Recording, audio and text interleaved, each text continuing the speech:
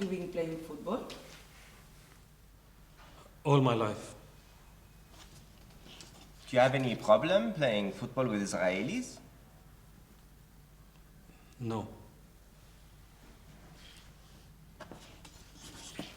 Do you believe in peace? Of course. Peace is very good. What do you think about the gender equality? I think it's very good. Love, Theft, and Other Entanglements is a film that talks about a Palestinian car thief who is trying to steal Israeli cars to sell them in the Palestinian-occupied territory to secure the bribe money needed to get a Schengen visa to escape the country and to escape his troubled life in the occupied territories. And in the last car that he steals, the last car he needs for the bribe, he finds an Israeli soldier in the trunk and he gets stuck between all these other entanglements with the Palestinian militias looking for their car, the Israeli intelligence looking for the Palestinian militias, all kinds of stuff.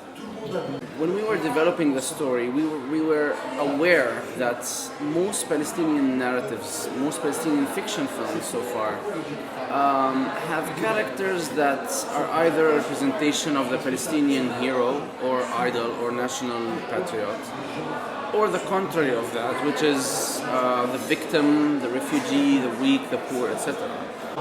So in this film, we just wanted to tell a story of a very average man, an anti-hero, an imperfect person who just wants to have a better life. He wants to escape his troubled past and his reality and live a better life like everyone else in the world.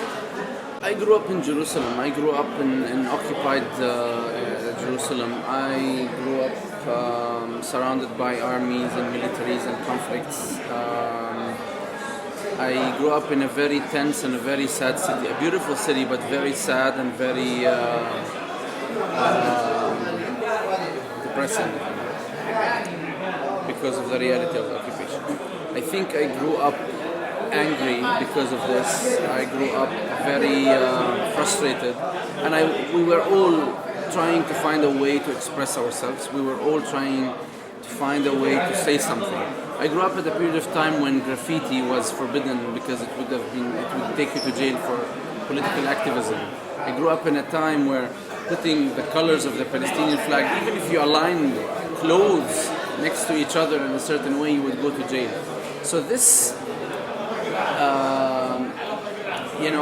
the limitations that the occupation was forcing on us in expressing ourselves, and how scary was it for them for me to get my opinion across or get my story and my narrative to the world, made me grow up aware of the importance of telling the story, the importance of the image, the importance of reaching out to the world and telling our version of the story. We Palestinians in general have a feeling that we are losing always to the media game just because the Zionist lobby is more powerful in the media than us. So we grew up aware of that and the importance of it.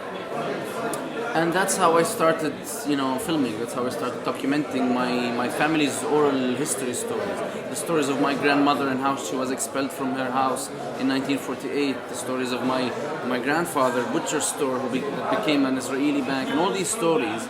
The importance of documenting them was the first experience I had with the camera and the audiovisual. Cinema can do many things. Cinema can show you new things in life. Cinema can take you places you've never been to or you can never go to, unfortunately.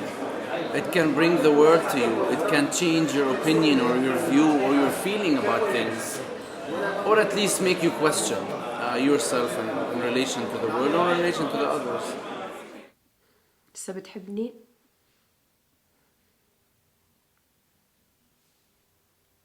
طول عمري بحبك. لسه بتحب جسمي؟